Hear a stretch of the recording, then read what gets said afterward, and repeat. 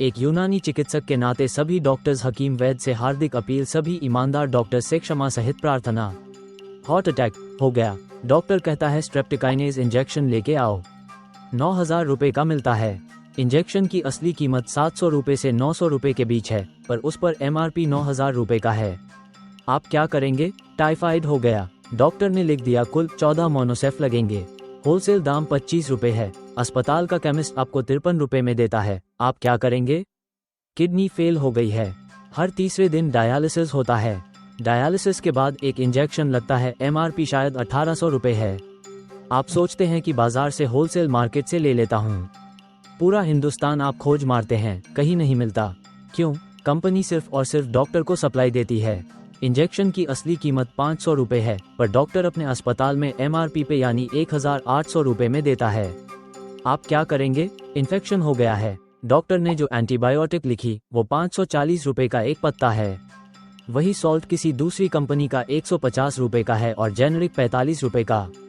पर केमिस्ट आपको मना कर देता है, नहीं जेनरिक हम रखते ही नहीं, दूसरी कंपनी की देंगे नहीं, वही देंगे जो डॉक्टर साहब ने लिखी है, यानी 540 रुपए वाली।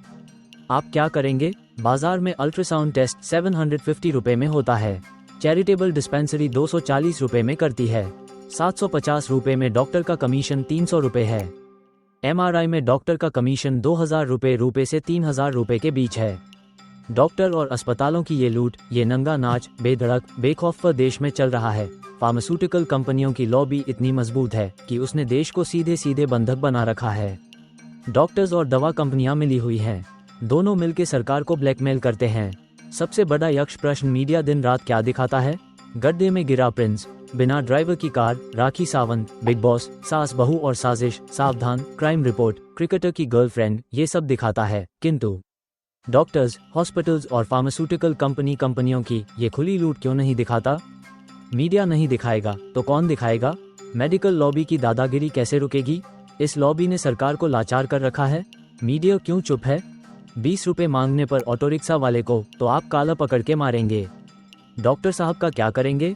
यदि आपको ये सत्य लगता है तो कर दो फॉरवर्ड, सबको जागरूकता लाइए और दूसरों को भी जागरूक बनाने में अपना सहयोग दीजिए।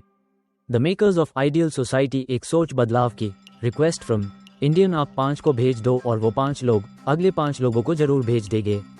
यदि सबने इस प्रकार से 5-5 को भेजा तो देखते ही देखते सारा देश जुड़ जाएगा। हकीम मोहम्मद अबू रिजवान, यूनानी चिकित्सक, आप सबसे निवेदन करता है कि समाज को जागरूक करना जरूरी है। यूनानी medicine research centre, Sonbarsa, Rafiganj, Aurangabad, Bihar की यूनिक यूनानी दवा हेल्थ इन बॉक्स हर प्रकार की बड़ी से बड़ी बीमारी को हमेशा के लिए रिवर्स करने के लिए काफी है। हकीम मोहम्मद अबू रिजवान एक यूनानी चिकित्सक हैं।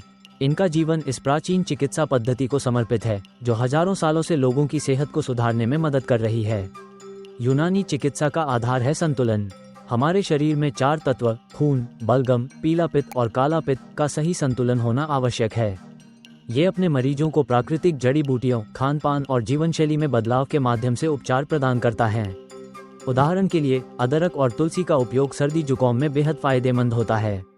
इसके अलावा वो हमेशा ये बताता है कि मानसिक स्वास्थ्य भी उतना ही महत्वपूर्ण है। ध्यान और योग से तनाव को कम किया जा सकता है। इनकी कोशिश है कि लोगों को उनके स्वास्थ्य के प्रति जागरूक करें और उन्हें प्राकृतिक उपचार के लाभ बताएं। यूनानी चिकित्सा सिर्फ एक उपचार नहीं बल्कि एक जीवन शैली है।